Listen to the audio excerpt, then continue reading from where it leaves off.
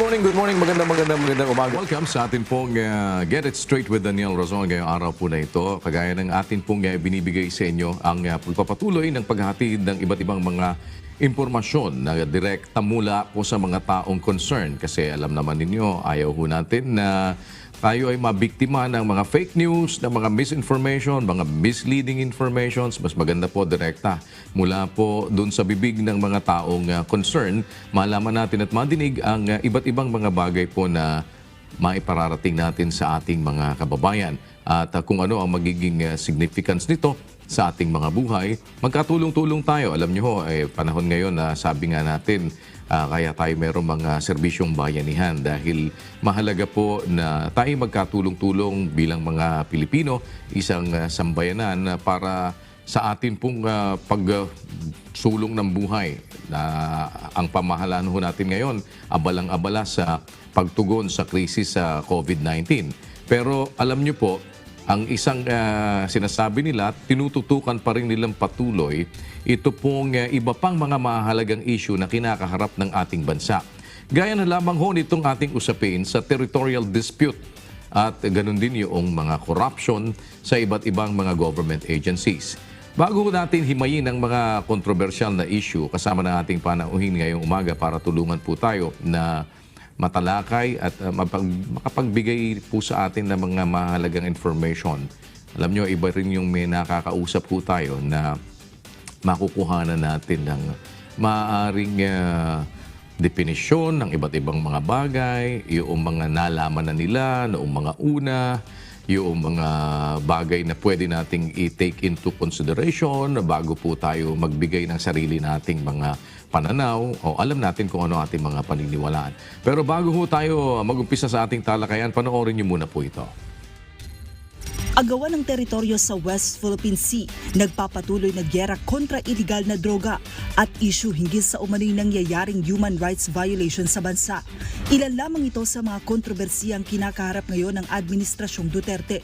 Subalit, papaano nga ba nire-resolba ng pamahalaan ang mga mahalagang isyong ito gayong nahaharap ang bansa sa pandemya? Sa mensaheng binitawan ni Pangulong Rodrigo Duterte sa mga leader ng ASEAN nito lamang Hunyo, sinabi nito na nakakaalarma ang mga nangyayari sa South China Sea. Even our region struggles to contain COVID-19, alarming incidents in South China Sea occurred. We call on the parties to refrain from escalating tension and abide by the responsibilities under the international law. Magugunitang mahigit isang taon na ang nakalipas mula nang mabangga ng isang Chinese vessel ang FB Gemver 1 sa may recto o reed bank na bahagi ng West Philippine Sea. Tinawag ng Pangulo na maritime accident ang nangyari. Nito namang Pebrero, tinutukan ng armas ng Chinese warship ang BRP Conrado Yap ng Philippine Navy habang nagpapatrolya malapit sa Rizal o Commodore Reef sa West Philippine Sea. Batay sa pananaw ng eksperto at direktor ng University of the Philippines Institute of Maritime Affairs and Law of the Sea na si Professor J. Batong Bakal, hindi humupa ang tensyon sa West Philippine Sea. Sa nakalipas na 4 na taon ng pagiging bukas at mapagbigay ng Duterte administration sa China, walang malaking pagsulong ang negosasyon. Bagkus ay sinasamantala umano ng China na isulong ang kanilang interes habang abala ang ibang mga kaagaw na bansa sa pagtugon sa COVID-19 pandemic. Tiniyak naman ni Defense Secretary Delfin Lorenzana, patuloy na gumagawa ng mga hakbang ang pamahalaan upang lalo pang protektahan ang teritoryo ng bansa. Bukod sa territorial dispute, malaking suliranin din ng bansa ang iligal na droga at mga alegasyon kaugnay sa paglabag sa karapatang pantao. Sa mga suliraning kinakaharap ng kasalukuyang administrasyon, isa-isa nating talakayin ang ilang mga napapanahong issue. Ano nga ba ang estado ng negosasyon sa pagitan ng Pilipinas, China at ng iba pang mga bansa na nag-aagawan sa South China Sea? May mga kontrata nga ba ang Pilipinas sa mga Chinese firm na kabilang sa mga nagsasagawa ng militarisasyon at reklamasyon sa West Philippine Sea? Sa patuloy na pagpapaigting ng pamahalaan sa paglaban sa iligal na droga, lumalala nga ba ang umano'y mga kaso ng paglabag sa karapatang pantao sa Pilipinas? At para po tayo itulungan na maintindihan ang iba't ibang mga bagay na nakapaloob sa iba't ibang mga issue para mas lumawak po ang ating mga pananaw at magkaroon tayo ng masasabi nating mapagbabasihan kung ano man yung ating bibigay na opinion, ano man yung ating magiging side, ay makatalakayan po natin at papasalamat tayo. Binigyan tayo ng panahon ng chairman po ng Philippine Council for Foreign Relations at dati pong ating DILG Secretary Rafael Alunan III. Secretary, magandang umaga po sa inyo. Kumusta? Magandang umaga sa iyo, Kuya Daniel. Long time no hear and no see. Thank you for having me. Pero nakikita ko naman kayo palagi dahil very active din kayo sa social media. Pero syempre, nami-miss ko na din yung atin pong mga face-to-face encounter. But just the same, I'm happy to see you na getting stronger pa rin. Ano? At active kayo dito sa iba't ibang mga discussions. Pero sana po matulungan nyo din kami dahil para mas maging malawak yung aming mga kaisipan at ating mga kababayan dito po ay maging aware dahil kayo po ay dating Secretary ng Department of Interior and Local Government at malaki ang participation po ninyo sa iba't ibang mga activities ng pamahalaan. And ngayon, you are the chairman nito pong tinatawag natin na Philippine Council for Foreign Relations. Ito ay, tama po ba? This was established 1985 pa, Secretary? That's correct. It was established in 1985 and then it went through its phases. Tumaas ang value ng PCFR during the time pero after a while bumaba. So we're now reviving it. Okay. So ito po is a non-governmental organization. How is the government acknowledging it, Secretary? We've been helping the government by providing them constructive advice as well as by holding track 1.5 dialogues with our counterparts in various countries, particularly China. At itong mga usapin, ang results sa mga dialogues ay pinapasa din namin sa gobyerno to be able to assist them in expanding their situational awareness. Kasi pag you know more about how another country thinks, kung ano yung mga pinaparating nila sa inyo via back channels, you'll be able to process things much better and arrive at informed decisions. So parang kumbaga mabibigyan nyo sila ng idea paano mag-isip itong iba't ibang mga counterparts din sa ibang bansa. Pero ano ho ba talaga ang main purpose ng pagkaka-establish nito pong PCFR? Well, it's basically to engage in international relations. That's number one. Number two, to serve as a think tank. Number three, to serve as a policy advisor. No? In other words, it's all part of whole of governance and whole of society undertaking for nation-building purposes. At yung aming value is in terms of providing, we'd like to say intelligent advice. Sino-sino po ang mga active pa na kasama nyo dito, Sec? Well, we have 4 sectors. Yung National Security Committee is one. The other is the Diplomatic Committee or Diplomatic Sector.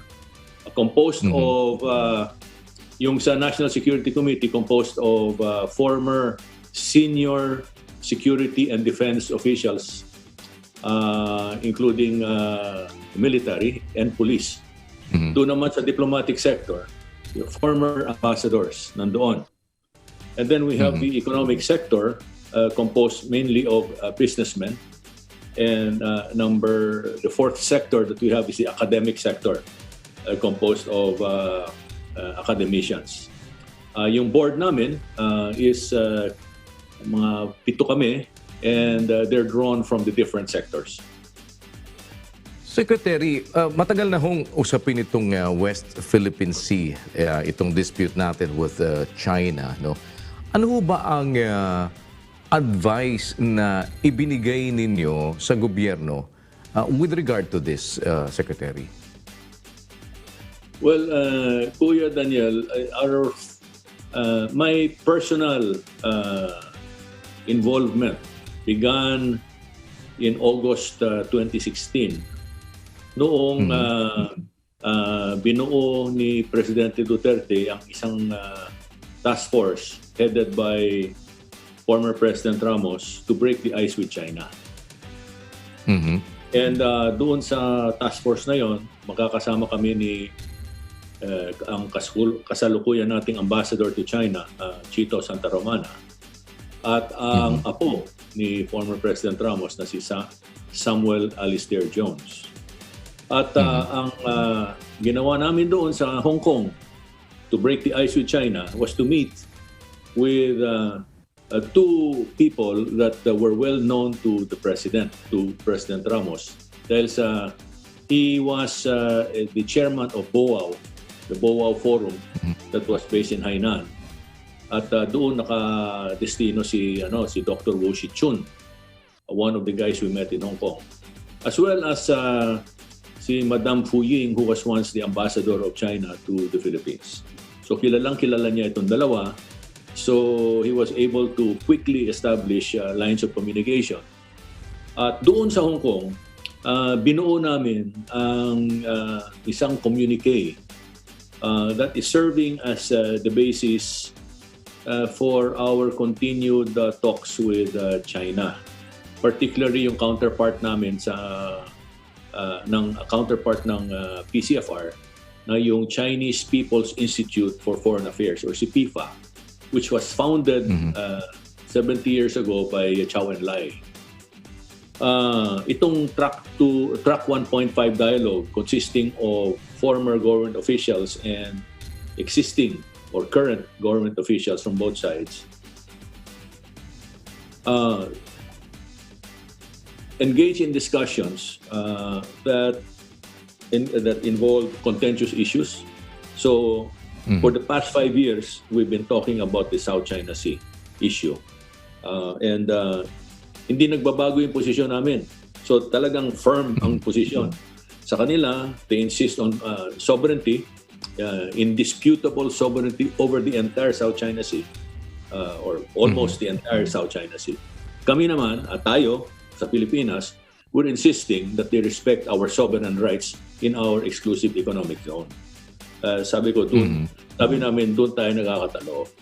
And on the other hand, the other side of the discussions explore opportunities where we can collaborate and cooperate, where there are no issues, where there are no contentious issues involved. So in the field of economics, in the field of culture, academia, etc., technology, scientific cooperation. This is what we've been doing for the past 5 years. But in the course of the discussions, formal at saka informal, there are meaty exchanges. And this gives us the opportunity to feel the pulse of the other side, where they're headed. No? Sila ba'y nakikinig?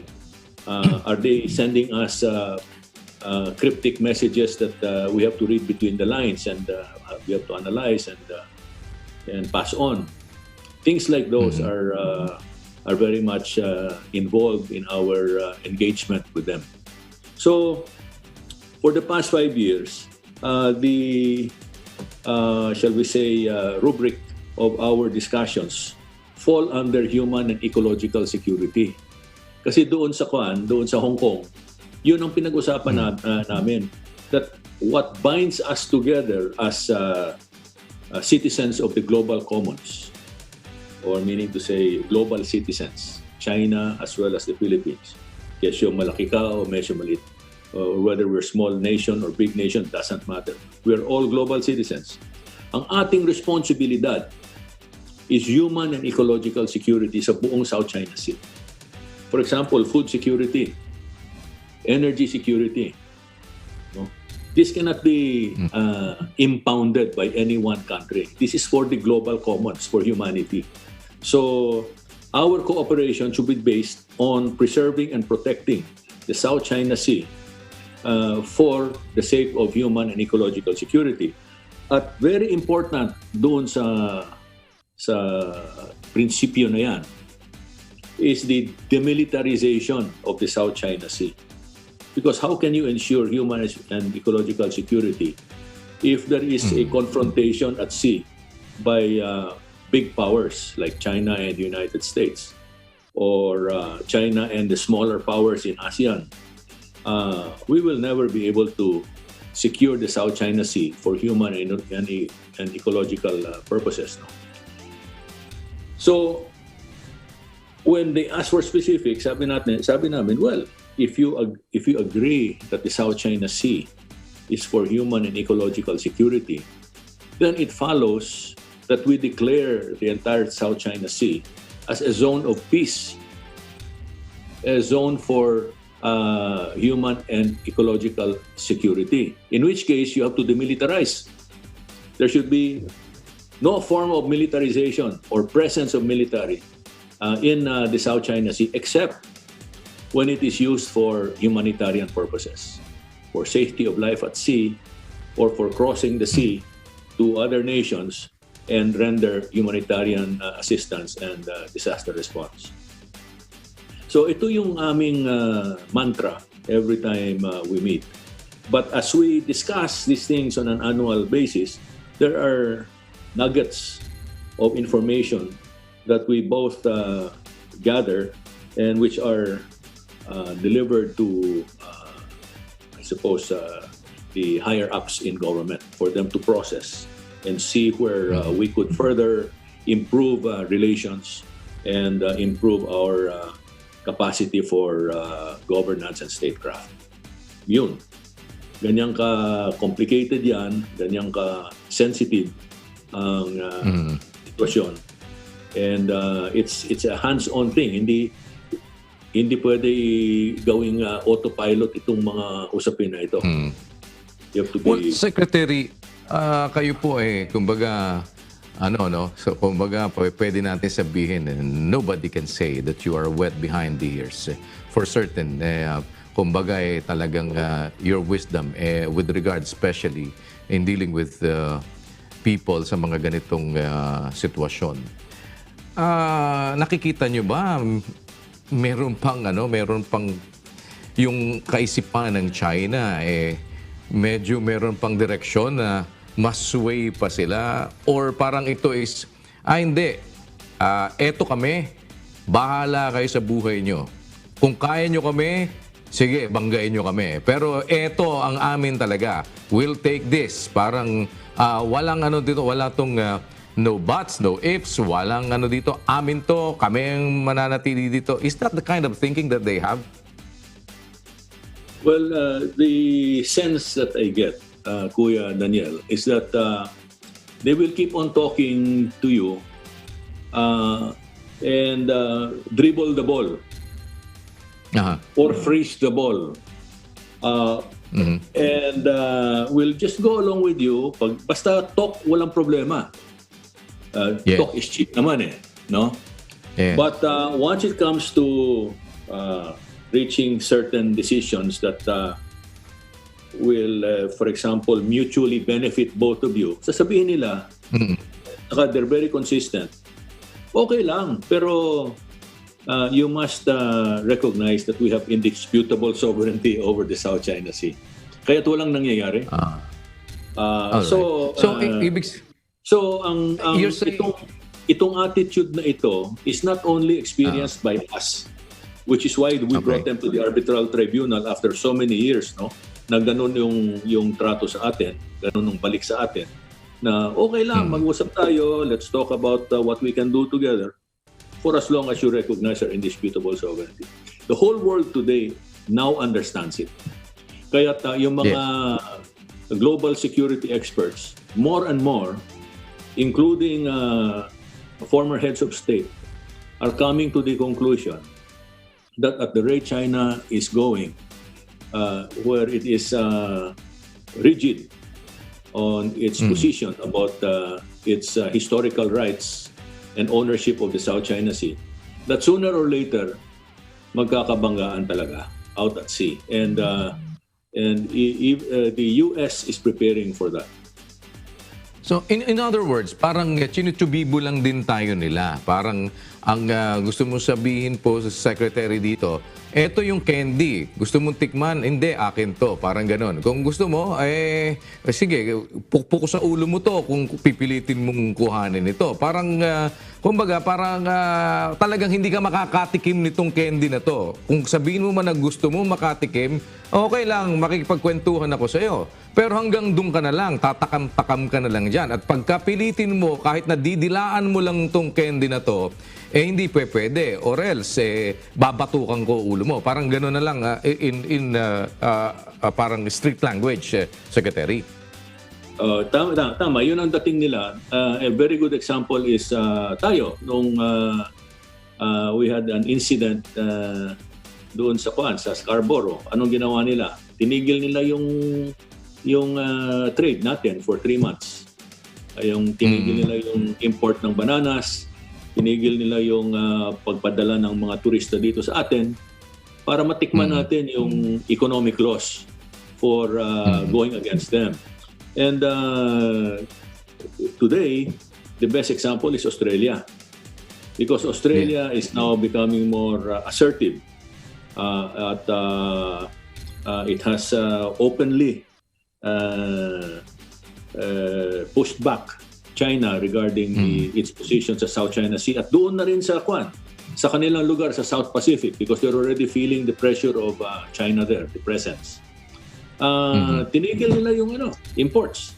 Sabi ng ng China sa kanila, sige, kung yung gusto ninyo, okay, we stop everything and you're going to suffer. Ganon. So in this, sa madalit sabi, we are facing a China that is controlled by hawks. But it's not monolithic because there are many from what we know inside that there are also the moderates. But the moderates right now seem to be subordinated to the hawks that are in control.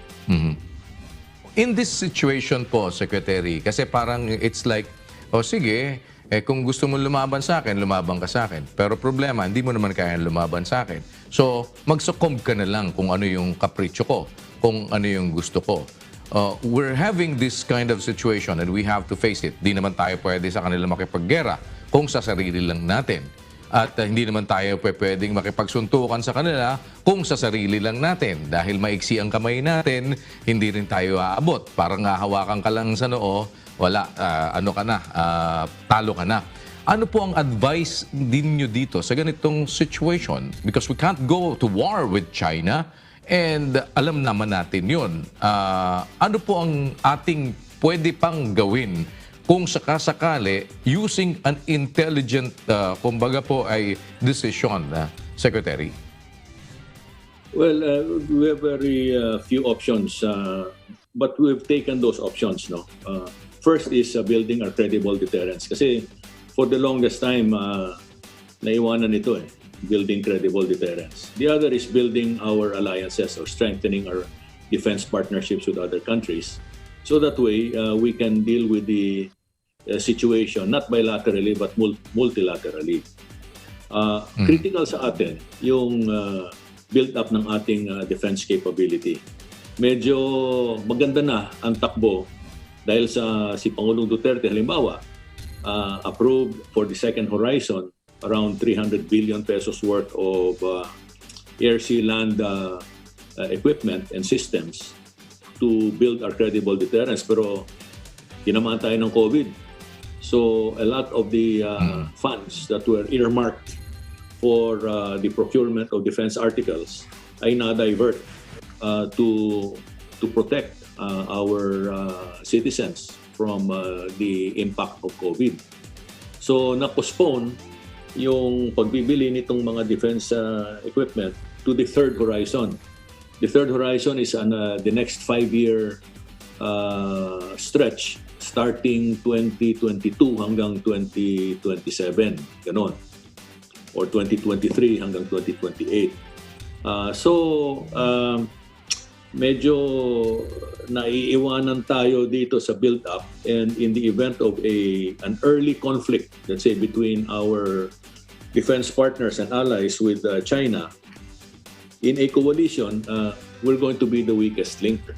But what we want to do is we want to avoid being that. Kasi it's not so much going to war against China, but our ability to protect our interests within our EEZ and in our territory.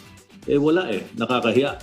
So, government has to find a way to overcome the impact of COVID on the funding for credible deterrence. One way is to really be serious about cutting back on corruption. Alam mo, Kuya Daniel, nung panahon namin ni Presidente Ramos, one of the first things that he wanted to find out is how many percent of the budget is being lost to corruption and inefficiency and incompetence. At ang tinansya ng Department of Finance at that time was around 20%. Biro mo yung annual budget namin noon at that time, 1992, was 500 billion pesos. 20% was 100 billion ang nawawala. Sabihin na lang natin na hindi na tumaas yung 20%. Steady na lang yung 20% hanggang ngayon. Ilan na ba ang budget natin? 4 billion? 4 billion na. 4 trillion. 4 times 20%. That's 800 billion ang nawawala. Okay? So, can you imagine if we can save half of the 20%, iligtas natin yung kalahati, which is about 10% of the budget, from corruption. That's 400 billion that we can bring back and put to good use for credible deterrence, for social welfare, for basic services, etc.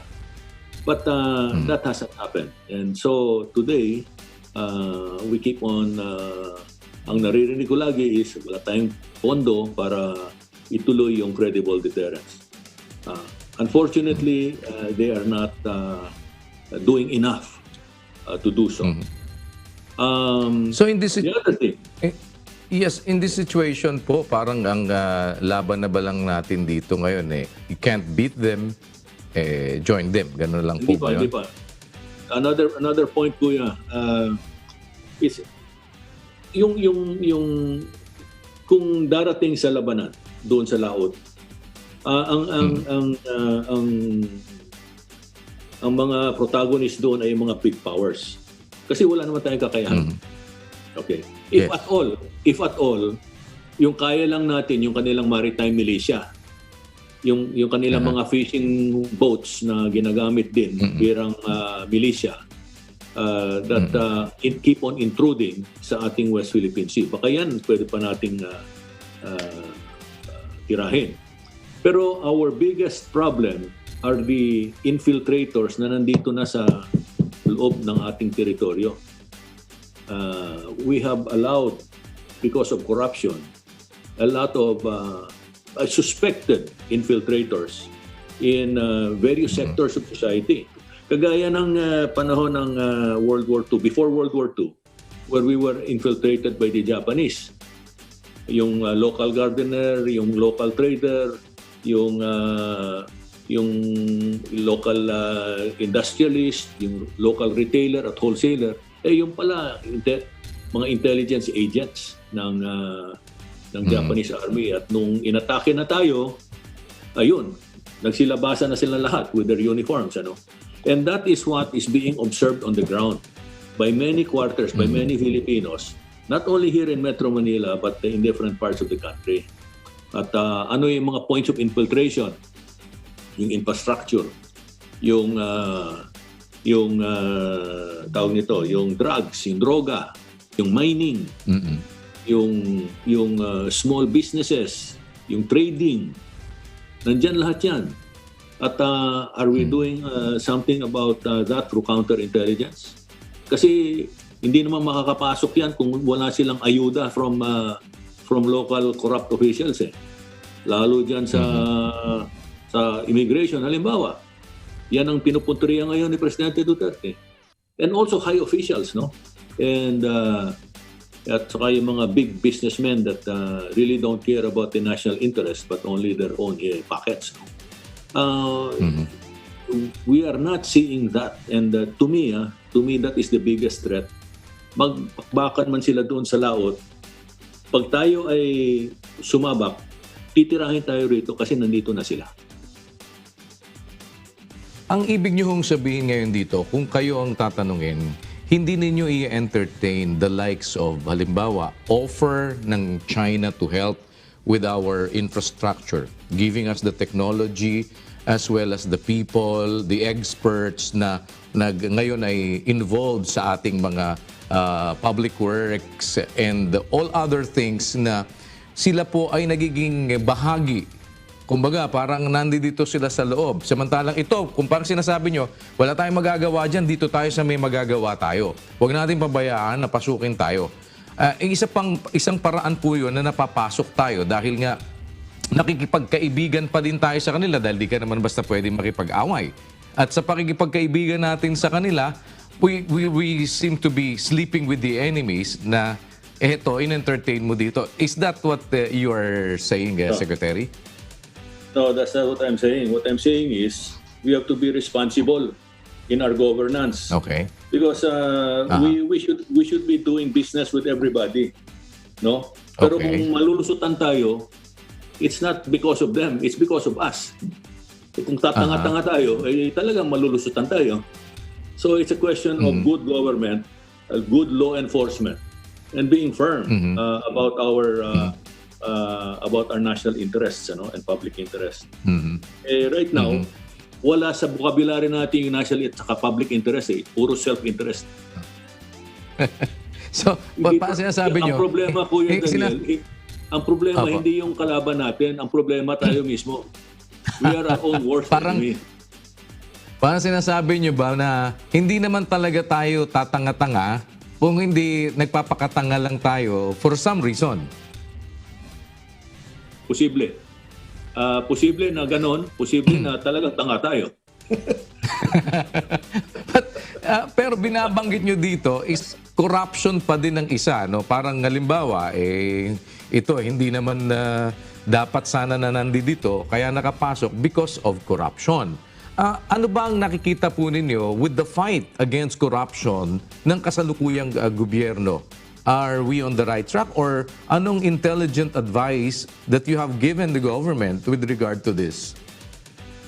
Well, it's not so much intelligent advice that I've given this government. During the time of President Ramos, one of the first executive orders that he issued, after careful analysis of what's wrong with Philippine society, is yung executive order niya for moral recovery. Because our value system, we've lost our moral moorings. Our value system has been shredded through time, and where self-interest subordinated national interest and public good and the common good. So, sabi niya, what's important is our mindset in our souls. Kasi that is what drives everything. We cannot keep on talking about anti-corruption if you're still corrupt. Di ba? Only people who are clean can really go after the corrupt. But the corrupt cannot go after the other corrupt because they're all in the same boat. Good example, the conduct of yung campaign against the corrupt. Sino ang gagamitin mo to enforce the law when you have not undertaken a house cleaning campaign muna? That is what we did during our time with President Ramos. We started the cleanup of the criminal justice system. Ang problema, we ran out of time. It should have been continued by succeeding administrations because this was a national campaign and policy. Pero hindi nasunod. Walang sustainability, walang continuity. That's the other problem that we have in our state of mind. Because of self-interest, wala tayong continuity mindset. So whatever the predecessor did, tabi muna yan. Ako muna yung gusto ko. And oftentimes yung gusto ay hindi magkatugma sa common good at saka sa national interest. So, You have to change mindsets, and that's through moral recovery. Then you have to have an honest-to-goodness house cleaning. House cleaning of all the institutions that harbor corrupt elements. Kasi if you're going to run after corruption and these guys are still there, eh magtutulungan lang naman yan. Simple lang naman yan. It's common sense. How's your relationship now with the president? Binanggit niyo ho ba yan sa kanya? Well, we haven't spoken to each other since the elections last year. But So, I'm sure they're monitoring what I'm saying here in Facebook. So, practically, kasi pag tiningnan ko yung mga sinasabi nyo sa Facebook at saka sa Instagram, hindi kayo happy with how things are being handled, hindi ho ba? Well, that's for every administration. Kasi we have not done anything to change ourselves. So that's a lingering problem, regardless of who's in charge. Filipino society has not changed itself. So nakapagtataka na sigaw tayo ng sigaw, we want a better Philippines. But are we doing anything to be a better we, a better you, a better me? Wala eh. There's a disconnect. There's a disconnect. That's why walang katapusan itong problema natin. Ulit-ulit. Itong conversation natin, Kuya Daniel, we could have had this 10 years ago or 20 years ago. Ganon din. Yeah. Ganon din ang sasabihin natin. and so on, ano, at sa mga susunod pa. Pero masakit pong masakit tanggapin, but of course we have to really look at the reality kung ano yung nangyayari and yung katotohanan na nasa paligid natin. Ano ang pinaka list as of the moment that can be done, which is pwedeng sabihing welcome pa na gawin? Well, every cabinet secretary is the alter ego of the president. And the president, since day one, said that ayaw niya ng corruption, ayaw niya ng drugs. No?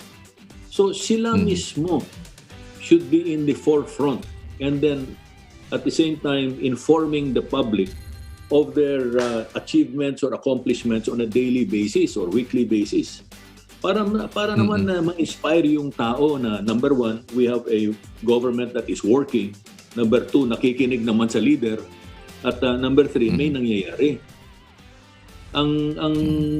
What's happening now is we're listening to the president say the right things, but pagdating na sa execution, there are good moments, there are bad moments, but on the whole, very few are really working day and night to carry out his instructions. The rest are just governance by publicity. So paano ho ngayon itong natin? Kumbaga parang ganon, maghihintay na lang din tayo ulit. Kasi as of the moment, malakas ang social media. Marami nagsasalita sa social media. Nakakalungkot nga lang din, syempre marami kang i-filter na sinasabi sa social media dahil bawat isa na lang may sariling channel at bawat isa na lang magaling. Bawat isa na lang parang kanya-kanyang komentaryo at pagka hindi ka pa marunong mag-determine, biktima ka pa ng fake news at ng mga misinformation. So as of the moment, aside from what you are doing in the social media, you've been very active ng pagbibigay ng inyong mga opinions. Bilang mamamayan, saan tayo pwedeng pagkaisa na kagaya na, well, one, sinabi nyo nga, mag-umpisa tayo ng pagbabago sa sarili natin. And that's very, naman talaga, parang that's very basic. Hindi naman tayo pwedeng magtuturo ng puwing ng iba na yung tahilan sa mata natin nandiyan pa rin. But apart from that, yung talagang pwedeng sa, kumbaga, maumpisahan, mag-i-institutionalize. Sabi nga ninyo, kasi may inumpisahan ka, di naman natutuloy Parang gano'n na lang, papalitan ng pangalan. Ngayon, Rafi Alunan. bukas wala na si Rafi Alunan dito sa pwesto. Hindi, palitan natin proyekto na yan. Kailangan itong pangalan ni Procopio dahil para si Procopio yung sikat. Yung sistema niyan, wag mong pabayaan. Makikredit yan kay Rafi Alunan. All of those, matagal na ho yan. Bata pa ho ako. Ngayon po lolo na ako at mag-dual citizen na rin. Ano? But just the same, kailangan natin pa rin mag-umpisa somewhere. Apart from dun sa sarili natin, saan pa tayo pwede na magtulong-tulong ng mga mamamayang Pilipino, Secretary? Kuya Daniel, sa akin, after 7 decades, I've come to realize na yung talagang kaya kong palitan or kaya kong ma-control or ma-direct ay ang aking pamilya. Apart from improving myself, making sure that my family is brought up the right way with the right values to become good citizens and to be of service to others. Yun lang naman Yun lang naman importante dyan. At if I keep on interfering or looking outside and not fixing what's inside, if I keep on criticizing others for not doing a good job, but I forget to be a good father, to be a good husband, to be a good role model in the community, baliwala yung sinasabi ko. So start at home, and that's the best. From at an early age, start at home and start with yourself. That's your best contribution to society. Well, that said, dati gusto nyo po na isulong yung criminal at juvenile justice system natin. Ano pang nakikita ninyo ngayon dito at the present time, Secretary? Actually, ang tawag ko sa Pilipinas is a target-rich environment. There are so many things to fix. No? Halimbawa, kung ang tanong mo kung nasa pwesto ka sa gobyerno, ano ang ipapayo mo kay Presidente? Well, I will just tell him, please make sure that all of your departments are working. Make sure that lahat ng mga plano nila are synchronized. Yung kanilang mga objectives, yung kanilang mga long-term goals are synergized with your vision and your mission. Kasi ang nakikita mo ngayon sa gobyerno, watak-watak, kanya-kanya. Meron naman silang mga cluster, but are they working as a cluster? Are they working as a unified machine? Meron bang panahon namin ni Presidente Ramos mahilig siya mag-lecture sa amin na do not bring anything to me unless all of you involved in that problem have already discussed it and arrived at a consensus. Kasi pag in-approve ko yan, kayo rin mag-i-implement yan. And I don't want you guys going in different directions kasi teamwork is what will determine the difference between success and failure. Ganun lang yon. But for some reason, lahat ng mga very good examples at payo ni Presidente Ramos ay, well, hindi na sunod. Kung meron man, going through the motions.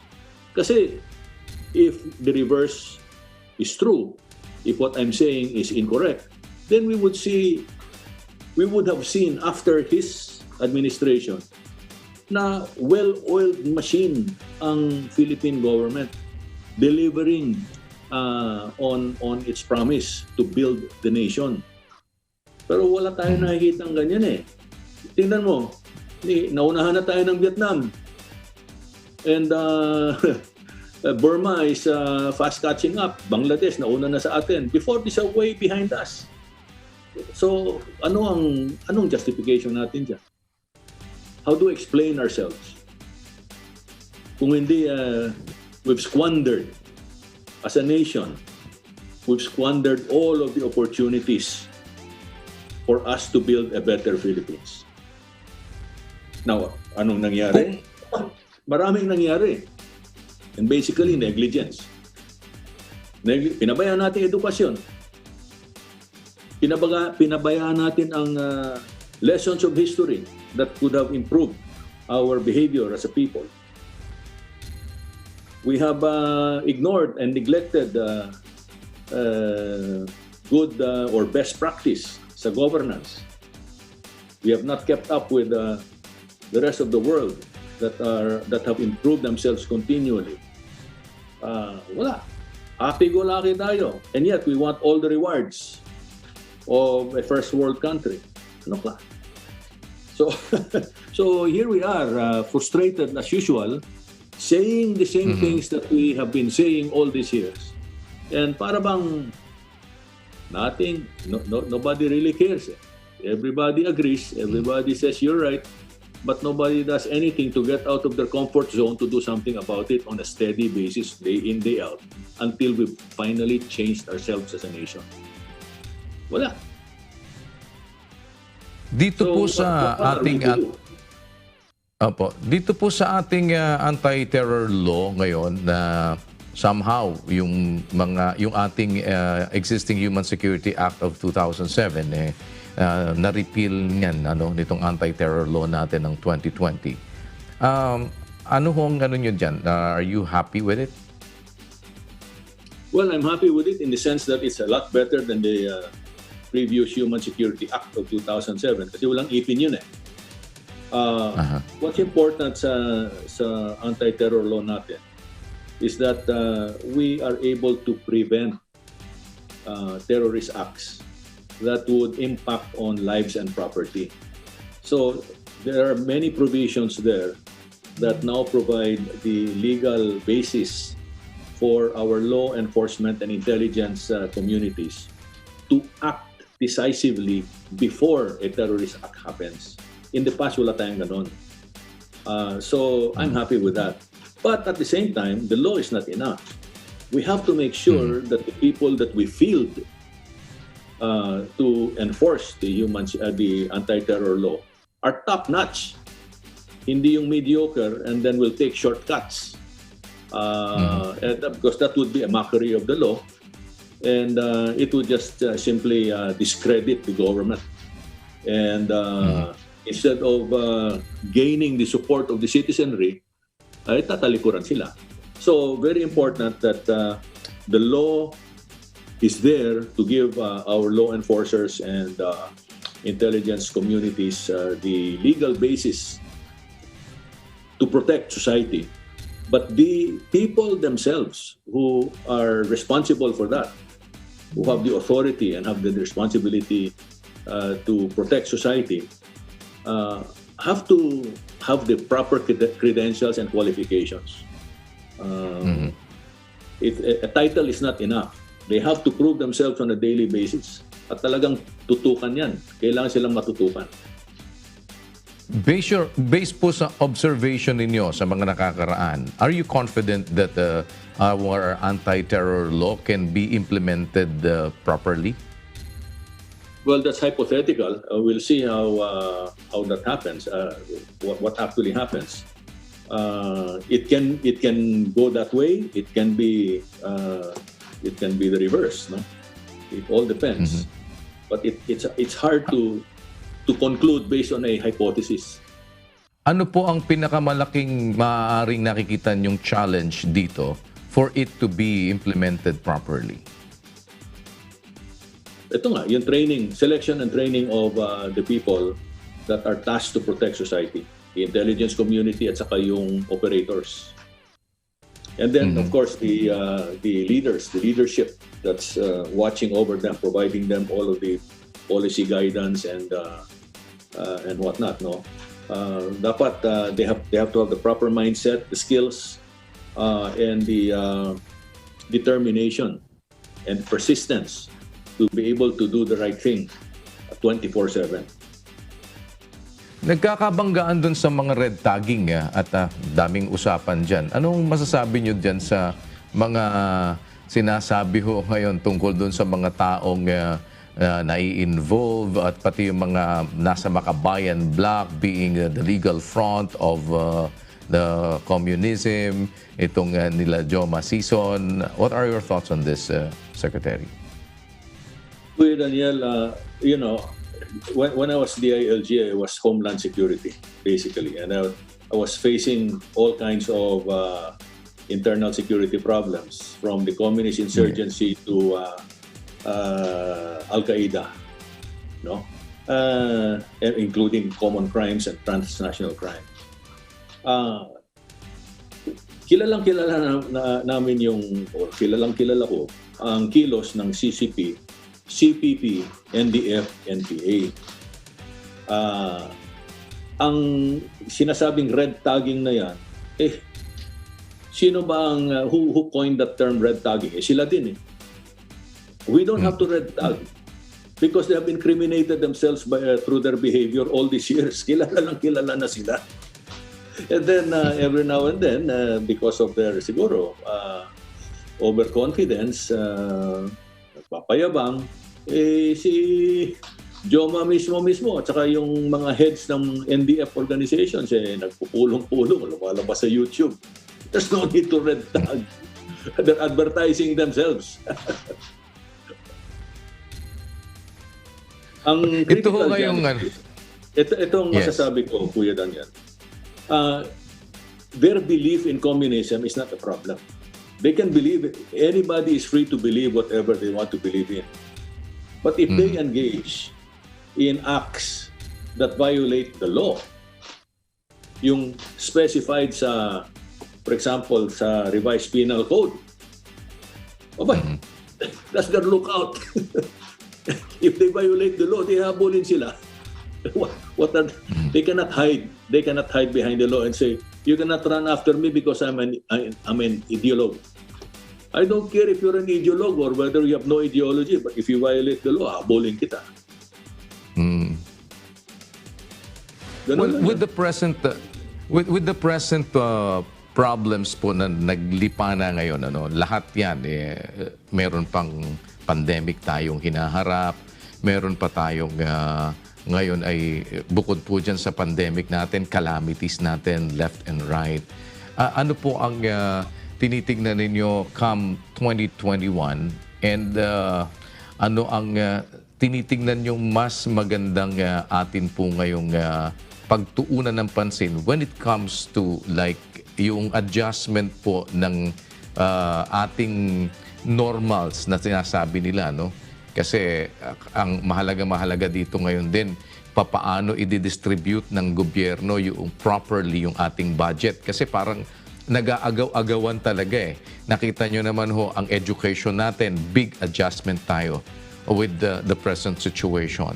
Ang atin pong health ay napakalaki rin po ng atin ngayong adjustment na kailangan dyan. Sinabayan pa po ng problema natin with PhilHealth.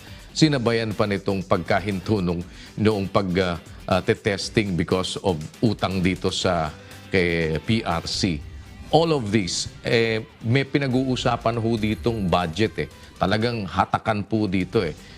Kung sa inyo pong obserbasyon yung tatanungin, saan ba tayo talaga dapat magbigay ng priority, Secretary? Right now, because of the situation, tatlo yung risks, national risks na nakikita ko. Number one is of course public health, no? Kasi COVID does not respect age or gender. Yes. But ang gustong-gusto niya are people with preconditions, and there are many Filipinos who have preconditions. So public health is very important. Number two, yung economic security. Because of COVID, many of the problems that we were already facing or experiencing before COVID were greatly impacted, or shall we say worsened. For example, meron na tayong unemployment problem before COVID, lalong sumama yung unemployment problem. And when you have no job, you have no income. When you have no income, you cannot purchase anything. Walang consumption. So baksak ang mall, baksak ang mga manufacturers, baksak ang mga retailers, wholesalers, baksak ang supply chain across the board. So there's a need for the government to focus on saving lives and saving jobs to try to get back to normal as quickly as possible. However, one must remember that up to now, the invisible enemy, tawag natin ay COVID-19, still has the upper hand because our knowledge of COVID-19 is not complete. We keep on learning new things about it. In the meantime, COVID reigns supreme all over the world. In fact, it is making, it is resurging again sa mga first world countries, particularly mga temperate countries. No? So that will continue to impact on the global economy. And how long the world will suffer with respect to the economic downturn remains to be seen. Tayo, we have to focus our attention on our survival as a nation. But while I say that, there's a third factor that also impacts on our survival. And that has to do with the geopolitical situation obtaining in our area.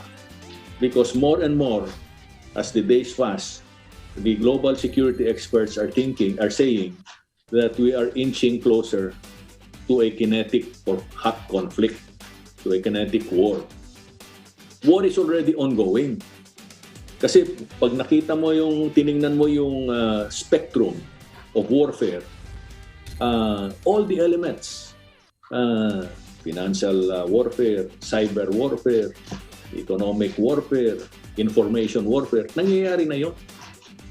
Ang kulang na lang yung bakbakan, yung actual shooting. At our global security experts are saying that we're headed towards that because of the intransigence of certain parties, of certain countries. And where they see that the number one superpower is weakening.